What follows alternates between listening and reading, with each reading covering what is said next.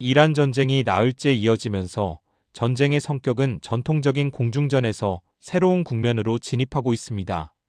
이번 전쟁에서 핵심 전력 중 하나는 바로 드론, 특히 저가형 드론 전술입니다. 이란은 샤헤드 136 같은 저가 자폭 드론을 대량으로 활용하면서 미국 및 이스라엘의 방어 체계를 겨냥하고 있습니다.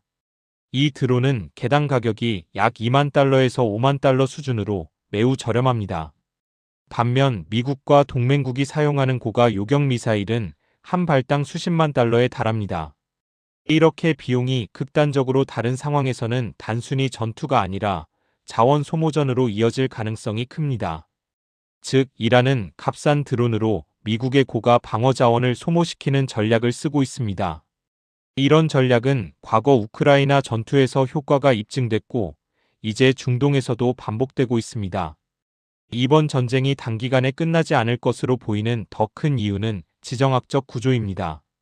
미국과 이스라엘은 러시아, 중국, 북한과 같은 국가들이 국제 질서에 도전해온 가운데 중동에서 대규모 충돌을 장기화시키는 부담을 안고 있습니다. 특히 중국과 러시아는 경제 및 군사적 교류를 통해 이란과 오랜 관계를 유지해왔습니다.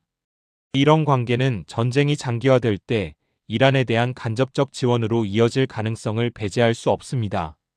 미국 내에서도 이 전쟁에 대한 지지가 높은 편은 아닙니다. 여러 여론조사에서 공화당 지지층에서도 장기전 반대 여론이 과반을 넘는 상황이라는 분석이 나옵니다. 이는 과거 여러 전쟁 사례에서 나타났던 민심 이탈이 장기전의 가장 큰 리스크였다는 점과 연결됩니다. 또 미국 국방부는 이번 작전이 무기 고갈, 우려와 방어 미사일 재고 부족 문제에 직면할 수 있음을 인정한 바 있습니다. 방공 미사일과 같은 전통적 방어 자원은 빠르게 소모되기 때문입니다. 여기에 이란의 드론 저장고 공개 영상과 같이 대량 비축이 확인되면서 이란이 얼마든지 저가형 드론을 계속 투입할 수 있다는 메시지를 국제사회에 던지고 있습니다. 이는 전쟁을 장기간 소모전으로 이끌 가능성을 보여주는 중요한 신호입니다. 그렇다면 전쟁이 장기화되었을 때 세계 경제와 한국 경제는 어떤 영향을 받을까요? 첫 번째 변수는 국제 유가 시장입니다. 호르무즈 해협을 통한 석유 수송이 불안정해지면서 유가가 급등하는 흐름이 나타나고 이는 전 세계 인플레이션 압력을 높이고 있습니다.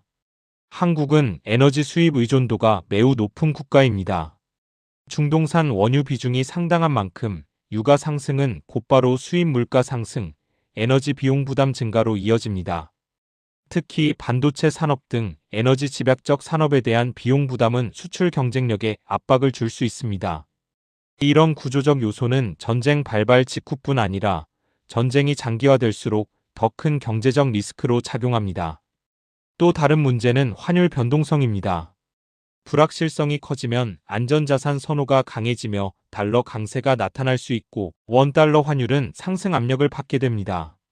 이는 해외 매출 비중이 큰 한국 기업에는 단기적 이익 요인처럼 보일 수 있지만 수입 물가 상승과 금융시장 불안처럼 장기적 리스크를 키울 수 있습니다. 한편 전쟁이 장기화되면 글로벌 공급망도 흔들립니다. 한국은 반도체뿐 아니라 자동차, 배터리, 철강 등 다양한 수출 품목을 이번 전쟁이 흔들 수 있는 에너지 기반 산업에 크게 의존하고 있습니다. 따라서 전쟁 장기화 시나리오는 경제 성장률 둔화, 투자 심리 위축, 소비 위축 등 복합적 리스크를 유발할 수 있다고 전문가들은 경고하고 있습니다. 전쟁 장기화 국면에서는 에너지 시장뿐 아니라 금융 시장도 흔들릴 수 있습니다. 투자자들이 위험 자산을 회피하고 국채나 금 같은 안전자산을 선호하는 현상이 강해지면 신흥국 통화는 더 큰 압박을 받을 수 있습니다. 이런 맥락에서 한국 경제도 그 영향을 피해가기 어렵습니다. 그렇다면 마지막으로 전쟁이 언제 종결될지에 대한 가능성입니다. 전문가들은 두 가지 시나리오를 염두에 두고 있습니다.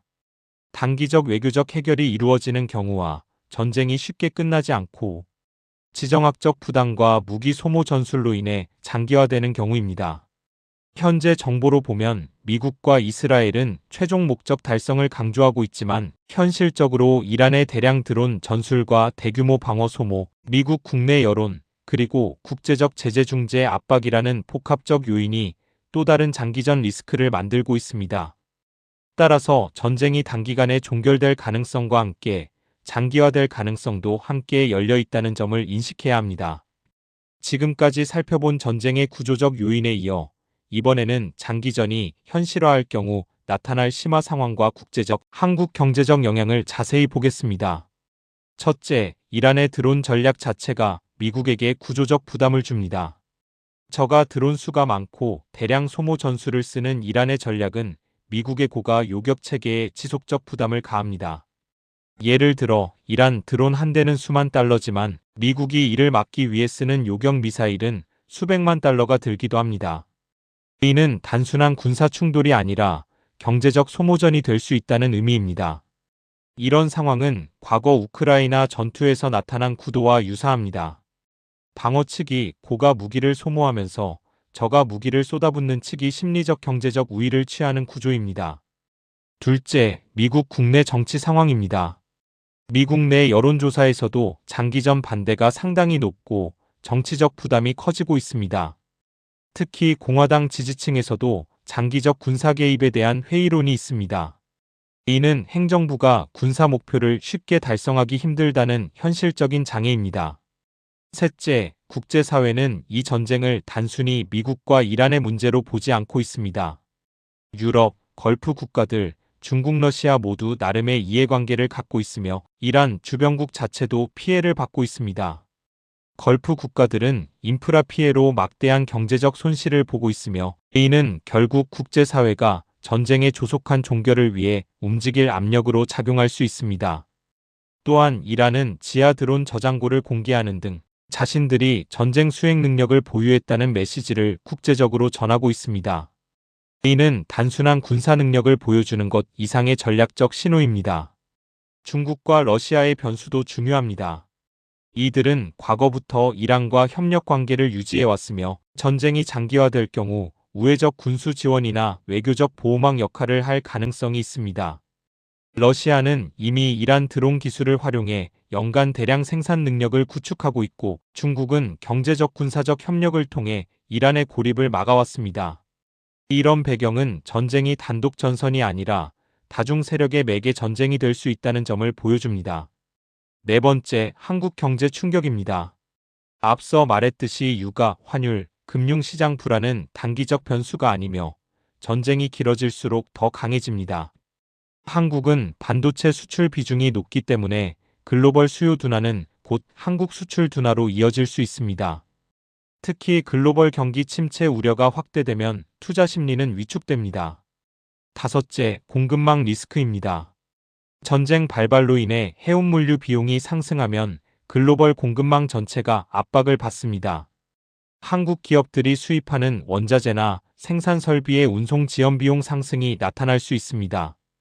마지막으로 전쟁 종결 시점을 예측해 봅시다. 단기적으로는 국제적인 외교적 압력이 커지면서 일정한 휴전이나 협정이 이루어질 가능성이 존재합니다. 그러나 이란의 저가 드론 전략, 미국의 고가 방어 소모, 국내 여론, 국제적 중재 압력 같은 복합적 요인이 함께 얽히면 일정 기간 완전한 해법을 찾기 어려운 장기전이 될 가능성도 분명히 존재합니다. 따라서 우리는 단순히 군사적 충돌 이상의 구조적 요소, 경제적 리스크, 그리고 국제정치 압력의 상호작용을 주의 깊게 파악해야 합니다. 지금은 단기 종전 가능성과 장기전 가능성이 모두 열려있는 상황입니다.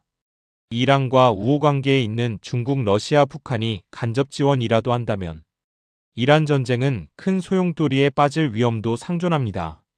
이 영상에 공감하신 분은 구독, 좋아요 정중하게 부탁드립니다.